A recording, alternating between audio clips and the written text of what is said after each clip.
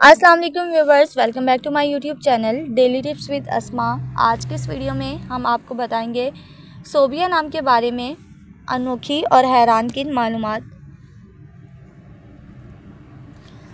सोबिया नाम का शुमार लड़कियों के नामों में होता है। सोबिया एक इस्लामी नाम है। सोबिया नाम की इब्तदाई तारीख अरबी ज़ुबान से निकलती है। सोबिया नाम की लड़कियों के लिए खुशकिस्मत नंबर 3 माना जाता है।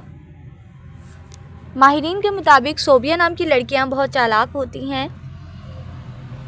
सोबिया नाम का मतलब है लिबास वाली या खूबसूरत लिबास पहनने वाली। सोबिया नाम की लड़कियों के लिए खुशकिस्मत दिनों में एतवार और मंगल का दिन शामिल है।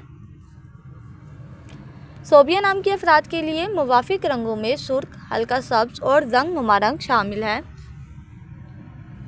सोबिया नाम के अफराद के लिए मुवाफिक पत्थरों में पुखराज पत्थर शामिल है। खुशकिस्मती वाली धातों में हिस्सों के हिसाब से तांबा शामिल है। फ्रेंड्स, अगर आप अपने नाम का मतलब जानना चाहते हैं तो कमेंट बॉक्स में अपना नाम लिखें। इंशाल्लाह हम आपके नाम की वीडियो ज़रूर बनाएंगे। Thanks for watching. अल्लाह हाफिज़।